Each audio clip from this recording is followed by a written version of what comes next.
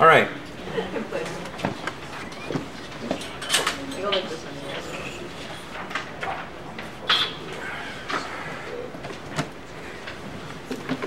I'm just going to drift off to the side here so I'm out of the field. All right, so what we're going to do is just recap what we talked about last week, and I just want to cover over some of the elements of the 1 and 2 point perspective drawings that you guys had to do for last week's class. So I'll try and go as slowly as I can, but I don't want to go too slow because then it turns into molasses. But basically I want you to follow along with me. Don't just be idly sitting back there doing absolutely nothing. I want you to actually draw with me at the same time that I'm doing this. So if we place a vanishing point dead center of your sheet of paper here, the first option that we have, the first most obvious option, would be to draw a square around that vanishing point with the vanishing point dead center. So that means that our horizon line is running through here, and our vanishing point is exactly center. So if we measured from this edge here to the center, it would be exactly the same as from the center to this edge here, which would also be the same from the center to this corner edge over here and the center to this edge here. So it's exactly dead center of your box. Now, a simple way to find out where the center of any box is, whether it's a rectangle or a square, is to just connect your corners. If you just crisscross a line through your corners here, where that intersection point will automatically tell you it's dead center. So now, to expand this box out, we're going to go from the vanishing point through each of the corners. It's a connect the dots game.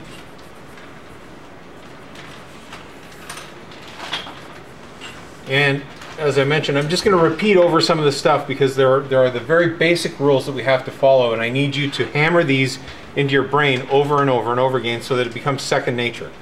So anytime you're drawing a 1 point perspective box, you only have 3 directions you can put your lines in. Vertical, straight up and down, at a 90-degree angle to your horizon line, or parallel to the horizon line. That's choice number 2. And your third choice is going to the vanishing point. All lines have to go to the vanishing point if they're not going parallel to the horizon line or vertical. So then these next lines, we're going to define the closest edge of our box by simply drawing another square across parallel to each of the other lines.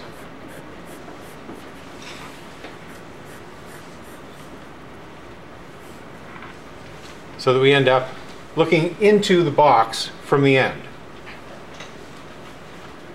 And once again, the box, the height of the box, if we're talking about the back furthest edge that's away from us, from this point here to this point here, can be any size you want to assign it.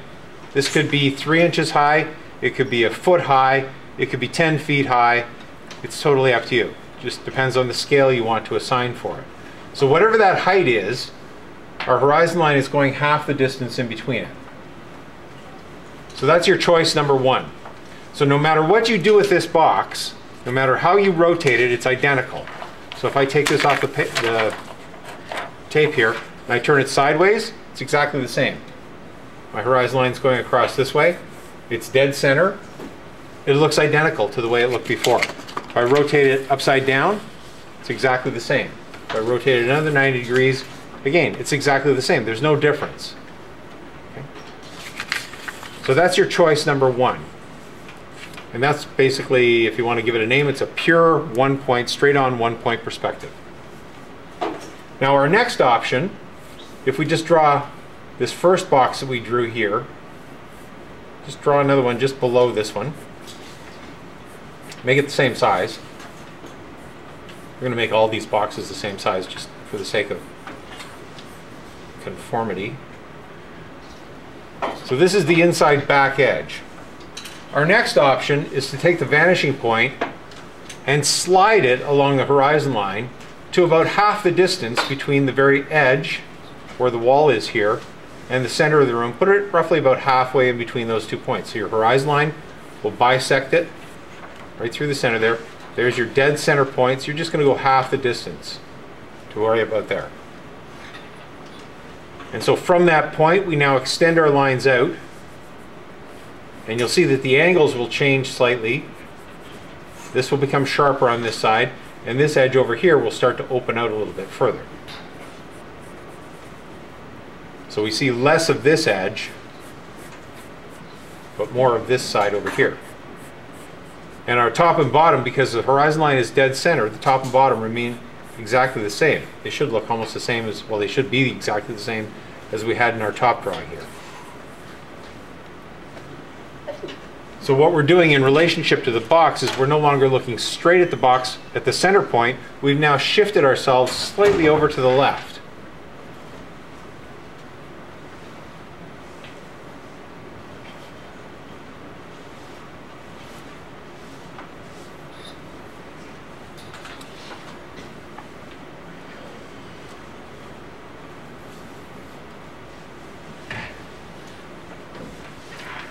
Now our next variation is we're going to draw the exact same square inside. We'll just put it off to the side over here. Same size square as the inside square, the back edge.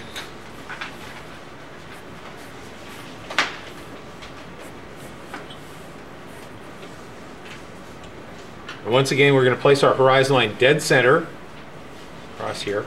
And this time we're going to slide our vanishing point center 1/4 all the way right up against this edge here. So the vanishing point is right where the horizon line contacts on that line.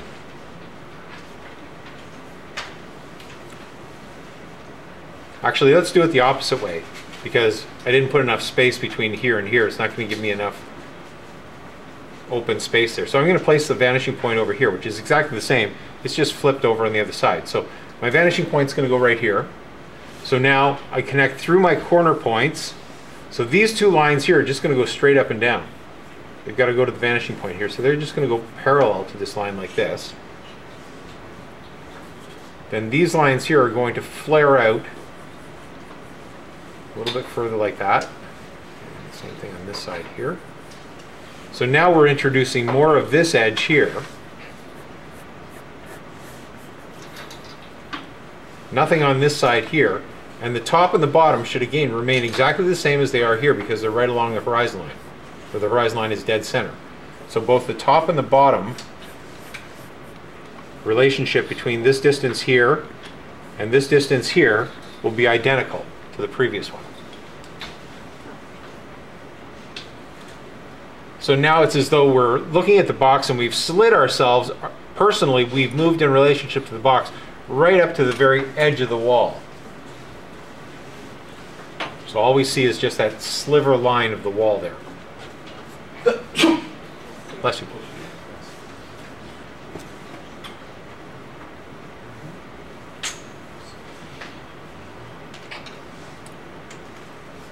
Now our next option is to go outside the box. So far we've contained the vanishing point within the box, and our next option is now to take it outside the box, if we're going to follow the horizon line on the same line. So once again, we'll just follow this setup here. We're going to place our box, this inside box here,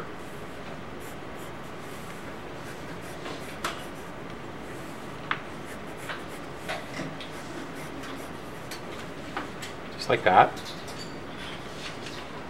And in this example, we place the vanishing point on the horizon line, which bisects the box in half this way, horizontally.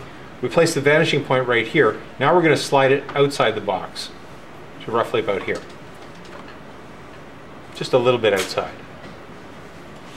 So now, going from the vanishing point, extend your lines through each of the corners.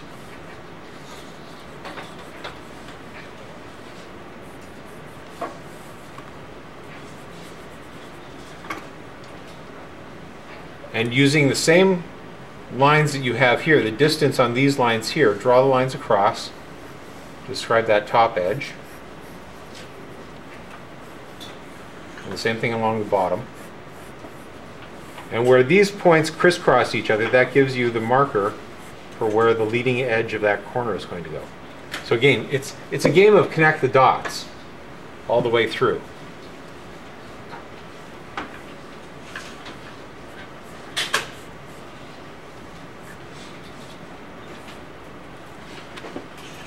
Yep. Innocent. Yep. Right on there. Now, the advantage that you guys have is that you're the second class. I teach the other class on Fridays, exactly the same stuff that I'm teaching you. So we're covering the same stuff over again. The advantage that you have is that I get to see their work over the weekend and see what they've done right, what they've done wrong. And then I can sort of pass that information on to you to say, here's some of the things that I've seen wrong. The number one thing that I saw that was wrong in the boxes, the 10 boxes that I asked everybody to draw, was that people were being inaccurate. What they were doing was they were taking and drawing a horizon line. So they'd use their ruler. I'm going to magnify this in a huge way. They'd have their horizon line going across like this. They'd find a vanishing point here. And then what they'd do is they'd decide my box is going to be, let's say, here. And so they draw a square. Draw their two lines parallel like this.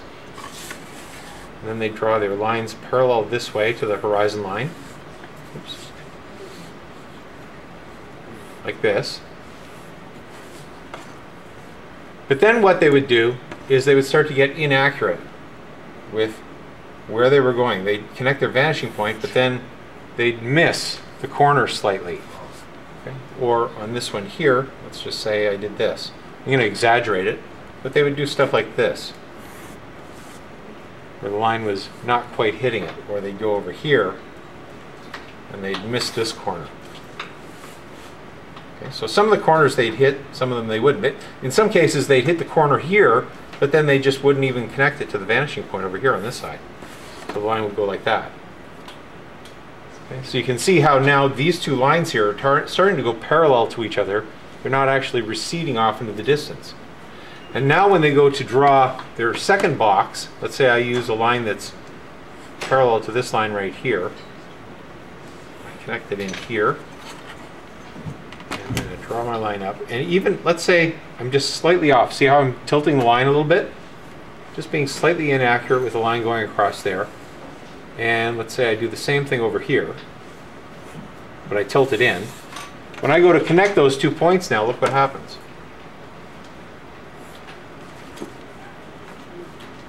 See how it changes that end and throws it off kilter? That's what I saw an awful lot of in the other class. Just purely inaccurate drawing. And it's something as simple as just not connecting your vanishing points or not making your lines parallel can throw things off dramatically and make your perspective really wrong. And as you go through the process of doing your designs and things, if you get into that mode where you're being inaccurate, your stuff's just going to look like crap. It'll look horrible. And you can't continue to make those types of mistakes. So be very, very careful. So now we're just going to take another variation of this one here. We're just going to throw it over on this side. So I'm just going to push this out a little bit further here, so I can put my vanishing point a little bit further away. So we'll draw our box over here.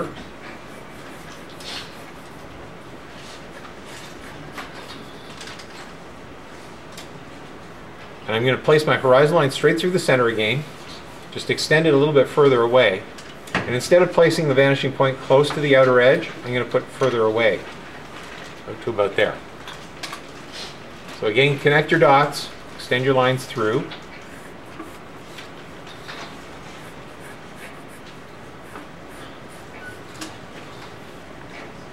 And again, making sure that the distance down here is similar to what you've got here. And on the top. We'll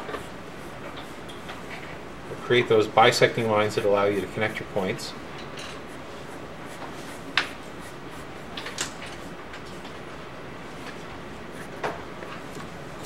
So what we're doing is, as we progressively move our vanishing point further and further outside, it begins to reveal more of this edge here. So in this one here, it's on the opposite side, but you can see there's a greater distance between here and here than there is on this one here. There's a greater distance or less distance here than there is on this one. This one is greater. It's because as we rotate our point of view further off to the side, it reveals more of that edge. Now this is something we see in everyday life. Every time we walk past a box or a door or anything that has a three-dimensional shape to it and is based on a cube, we observe this. It's just that we really don't pay attention to it and think about it, so that when we go to draw it, we understand the principle of why it's looking the way it is. And so the further and further we place this vanishing point away from the front or back edge of this box surface right here, the more it begins to rotate the box around to its side. So if I make this extreme over here, if I draw that same square box over here on this side and place my vanishing point way, way over here, then what happens is the lines begin to flatten. You can see how the lines that are extending out here, you can see how as they get closer to the vanishing point, they begin to pull and straighten. You can see how sharp the angle is there from the vanishing point. Okay? So once the vanishing point gets further away, it tends to flatten these lines down further and further.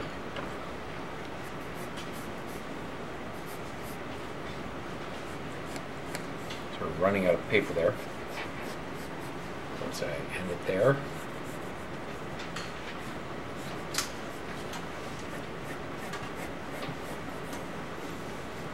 So if we look at it from the point of view of how much of the inside of that back surface can we see, on the straight on one point perspective, we can see the full box, full plane. We can still see it here. As we get to this point, it chops off the edge, so it's right on the very edge. This one here, we can no longer see this part of the inside of the box. It's being covered over by that edge. So this is that back surface. It's away from us. On this one here, you can see it's getting smaller. The distance here is getting greater. This is getting smaller. On this one, we've just got that sliver. So we see even less of it. Okay, we can continue to push this vanishing point out even further, which would then pull this line out here and this line in, which would then have them bisecting each other, so that we were looking at it right straight on at this corner here. These two corners here would line up exactly, and that's when we have to default to two-point perspective. So this is with the horizon line straight through the center on all of them. Our next option is to raise the horizon line a little bit, put it up here. So remember, on this one here, we went from center, we slid over half the distance to the side wall there. What we can do is we can go on a diagonal. So we're actually raising the horizon line and shoving the vanishing point off to the side. So let's do that one on this one here. Draw that same square.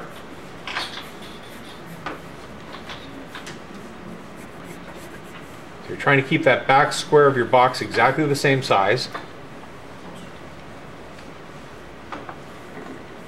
This is where our horizon line was. We're now going to go half the distance up. And instead of being center, we're going to go over here. So it's like 1/4. It's like we're traveling diagonally along the line here to find this point right here. Okay? So this is our new vanishing point here. So once again, throw your lines out through your corners.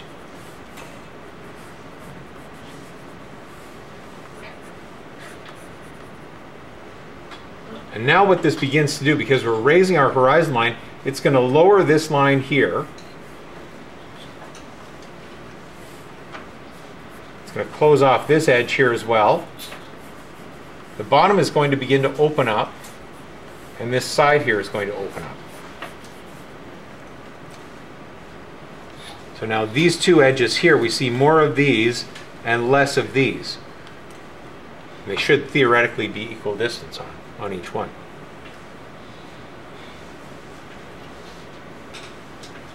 Now if we continue our progression of this vanishing point along this diagonal and place it dead in the corner there, so if we draw our little box here, that back surface, like this, we're going to place our vanishing point right in the corner right here. What that will do is it'll take our line straight along this line here, straight along this line here, and then through this corner out like this. So now what's happening is we're seeing more of the bottom, more of this edge here, but we can't see any of the top or any of this side here, because our focal point is right on this corner.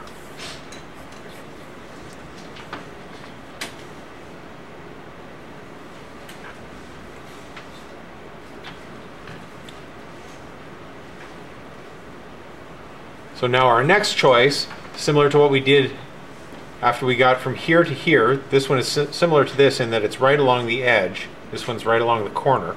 We now go outside the box on that diagonal. So up in the corner here, draw the box,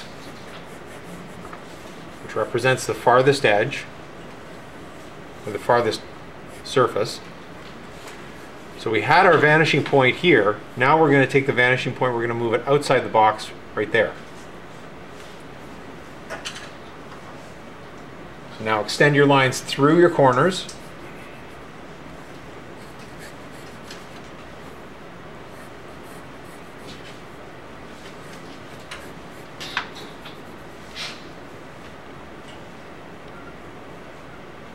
So we'll see a little bit of the surface on the side here, the outside edge. We'll see a little bit of the top across here. Where those two lines crisscross, it drops our line down. Where this line crisscrosses, gives us our bottom surface across here. So now we're outside the box, but slightly above it.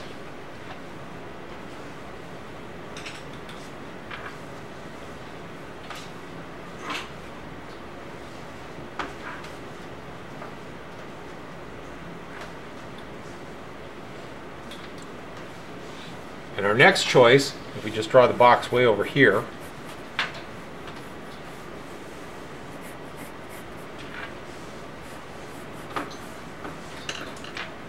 is to take the vanishing point that was just outside the corner there and place it even further away from the corner. So the last one that we did was here. Let's stick it a little bit further out here. Again, extend through your corners.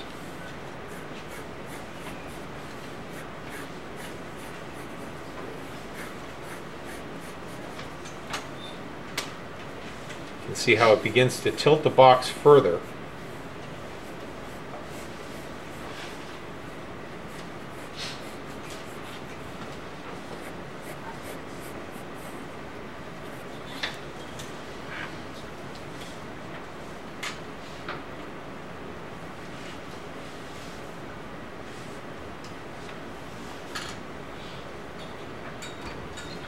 Of course, you can just continue to move the vanishing point out further and further, and it'll rotate the box more and more.